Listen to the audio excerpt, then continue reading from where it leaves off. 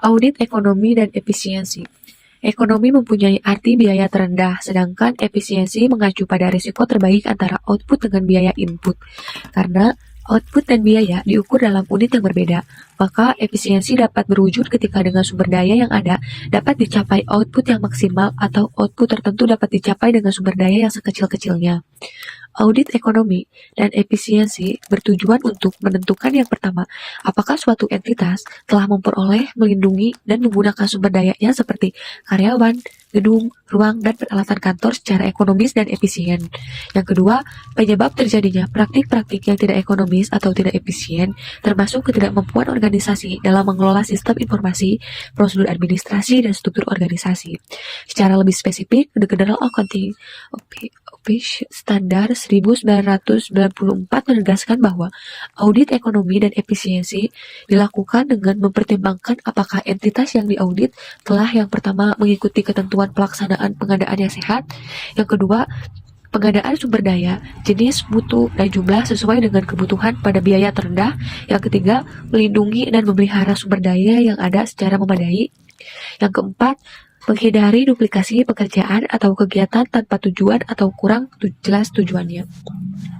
Yang kelima, menghindari adanya pengangguran sumber daya atau jumlah pegawai yang berlebihan. Yang keenam, menggunakan prosedur kerja yang efisien.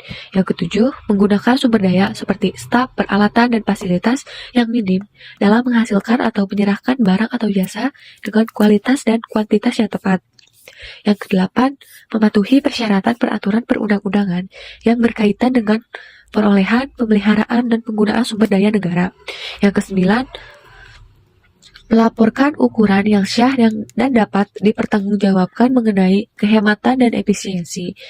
Pada audit ekonomi dan efisiensi, ukuran output idealnya ditentukan secara spesifik oleh organisasi yang bersangkutan, dan ukuran tersebut digunakan untuk mengukur kinerja manajer akan menyimpang bila auditor mengukur efisiensi berdasarkan kriteria yang tidak digunakan oleh manajer dalam mencapai tujuan.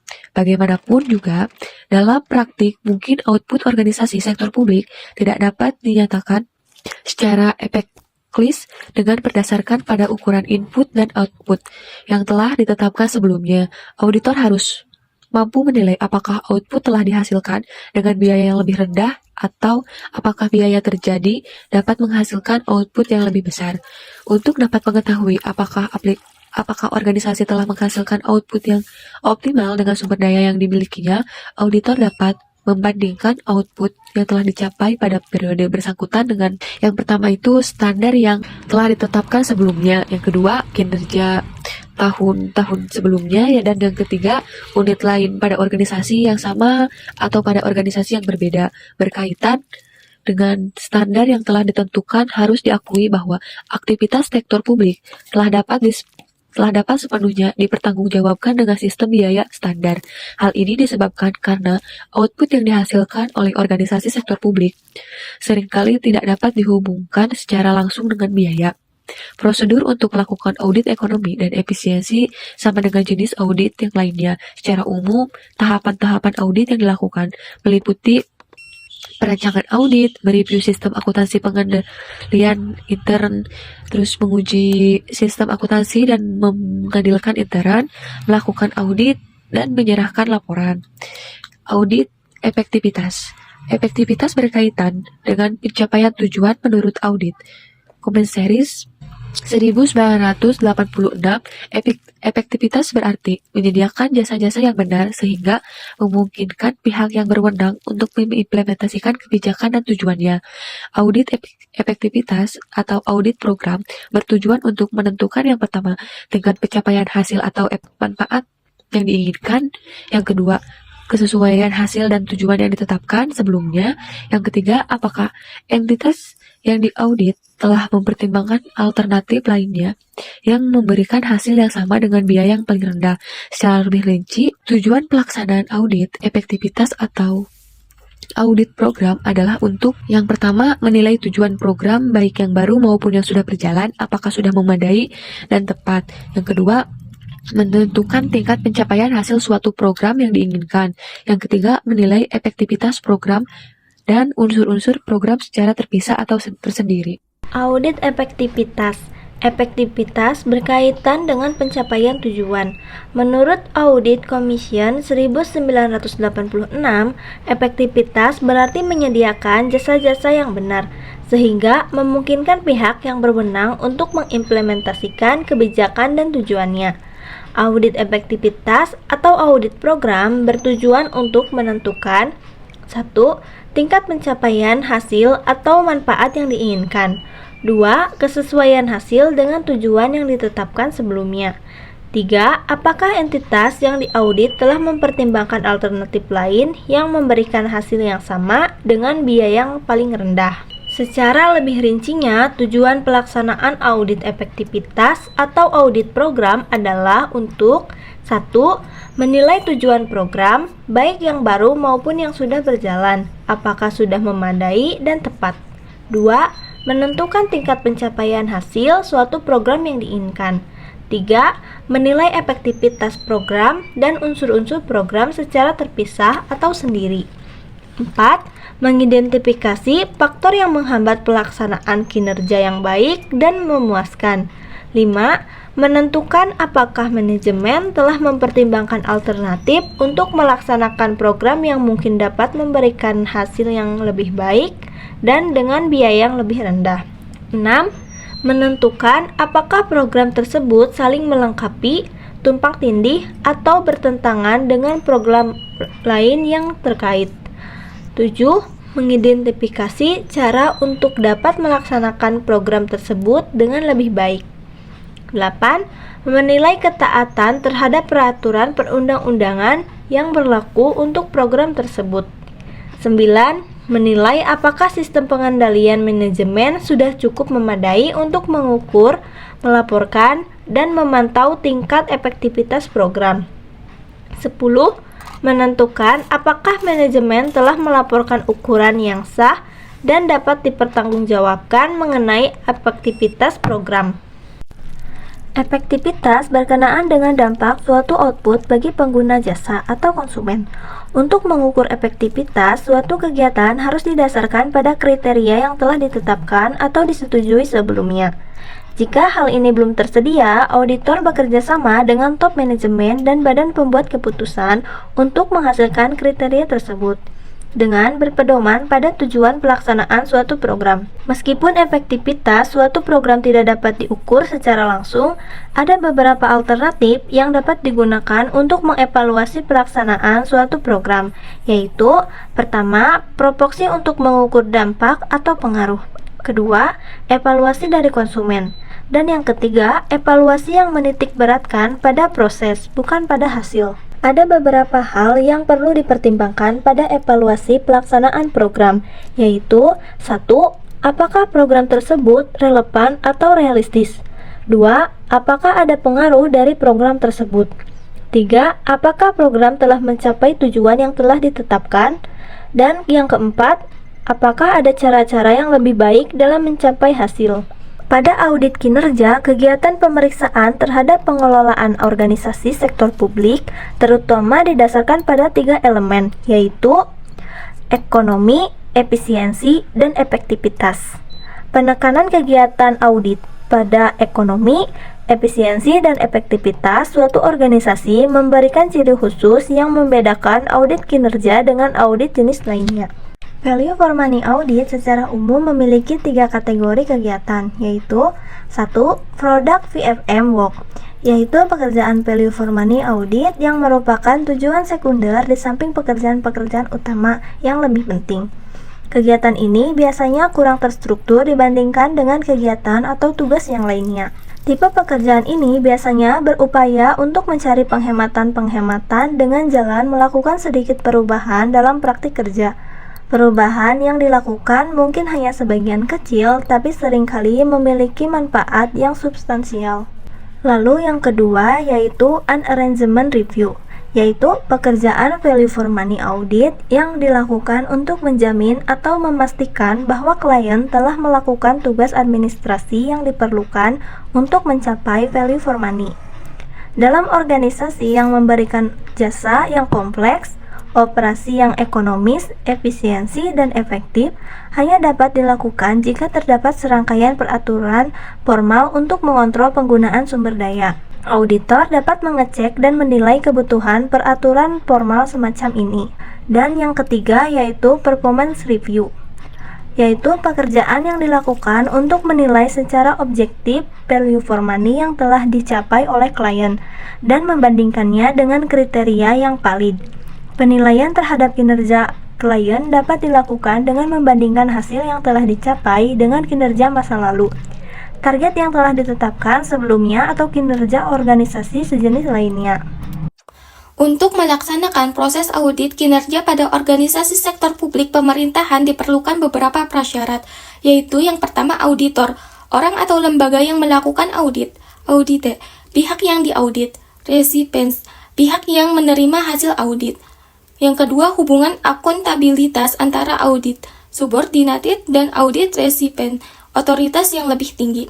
Yang ketiga, independensi antara auditor dan audit. Yang keempat, pengujian dan evaluasi tertentu atas aktivitas yang bertanggung jawab audit oleh auditor untuk audit recipient. Auditor sering disebut sebagai pihak pertama dan memegang peran utama dalam pelaksanaan audit kinerja karena auditor dapat mengakses informasi keuangan dan informasi manajemen dari organisasi yang diaudit, memiliki kemampuan profesional dan bersifat independen. Walaupun pada kenyataannya, prinsip independen ini sulit untuk benar-benar dilaksanakan secara mutlak antara auditor dan audit. Harus berusaha untuk menjaga independensi tersebut sehingga tujuan audit dapat tercapai. Pihak audit biasanya terdiri dari manajemen atau pekerja suatu organisasi yang bertanggung jawab kepada recipients, dan biasa disebut sebagai pihak kedua. Resipien merupakan pihak-pihak yang menerima laporan dan biasa disebut pihak ketiga, yang terdiri dari beberapa kelompok antara lain, tingkatan yang lebih tinggi dalam organisasi yang sama, dewan komisaris, stockholder, masyarakat dan investor baik secara individual maupun kelompok. Sebagaimana profesi di bidang lainnya, untuk menjadi seorang auditor sektor publik diperlukan beberapa syarat, yaitu yang pertama, seorang auditor harus telah diakui kompetensinya untuk melakukan pemeriksaan audit, yang dimana mempunyai pemahaman tentang akun-akun yang ada sesuai dengan peraturan yang berlaku serta menaati undang-undang yang ada. Auditor telah diakui kemampuannya dalam melakukan audit. Auditor harus dapat memahami apakah klien memanfaatkan sumber daya yang dimiliki secara ekonomis, efisien, dan efektif. Lalu yang kedua, seorang auditor harus mematuhi kode etik yang berlaku. Dan yang ketiga, seorang auditor harus dapat melakukan audit dengan bertanggung jawab karena terdorong oleh kesadaran bahwa audit yang akan dilaksanakannya pada organisasi-organisasi sektor publik, terutama untuk memenuhi kepentingan masyarakat. Kemudian, manajemen and technical review.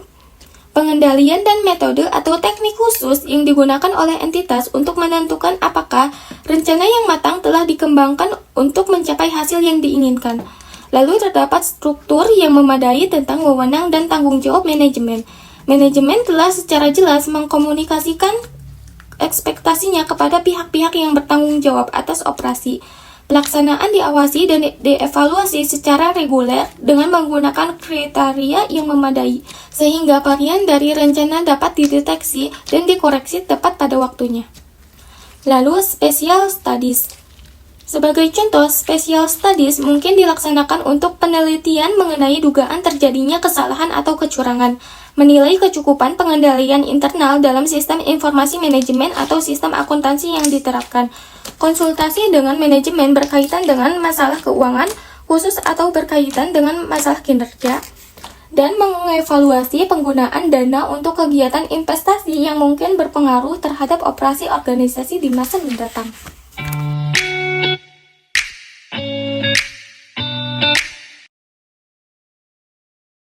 And you're pretty much financially right now, but guys, this is all consumer, well, except for the little medical debt. So taking away the medical debt, this is all consumer bull crap debt, and we're at $120,000. $120,000 of consumer death bull, high interest rate for the most part, death. This is the worst I have ever seen in terms of consumer debt. would be honestly relatively ashamed at that number. To be very clear, that is a road that no one should ever go down, and this is something you guys need to turn around ASAP, or the future is not a future.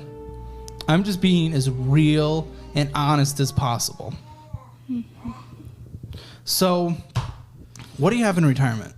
It's like $17,851. What do you have in retirement? I don't have a retirement. So for a 401k, household, we have $17,000 saved for retirement. But I also have like a cash value, like life insurance policy. My mom's been paying in since I was a baby. Its cash value is only $1,700 though. So, and then I opened one for Mila, our daughter, which I don't even think it has a cash value at this point. I mean, she's only been not even a year old, so.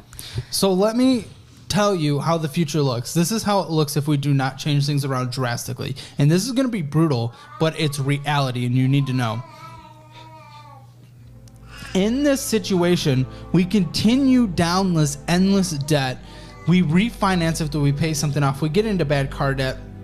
We make minimum monthly payments our livelihood, and we start to fall behind because the car market fluctuates here and there. The economy fluctuates here and there. We continue down this path. We don't ever get to a place where we have a good retirement because by 32, we have $17,000 and that's all to our name. We go down that path forever, and then by the time you are ready to retire or by the time you are no longer able to work, you have nothing saved up, and the child over there is forced to take care of each of you. Each of you. Going into consumer debt like this is irresponsible as a parent. Now, a lot of this, some of this was before that. So, we can't be like, okay, that was irresponsible as a parent. But we can say, after this talk, anything you go into after this is actively choosing to be an irresponsible parent and have your kid take care of you when you retire. Do we understand that? Absolutely. Yes. What's our thoughts? I know it's hard to hear, but it's reality. Realistically, I guess that's why we're here. Yeah, and I think that That's the like whole point. like us becoming more like financially educated, we can obviously pass the education on to her, throughout her life and not pass down these bad spending habits that we clearly have. It's bad debt habits too, honestly. Yeah. Let's look at the checking account, because the checking account, because you weren't like spending insane amount of money on these cards. So what happened was we racked up the balances and then they've just sat like that for the past, like, what'd you say, 6-7 months? Yeah, we got them in June, and then we had a lot of stuff that we ended up having to pay a lot of money for, so we used the cards to do it. Like the sales tax on a car loan that I was on, we paid for that, and then so that's still sitting on the Apple card. And you're withdrawing from your savings to pay bills. Yeah. Crazy.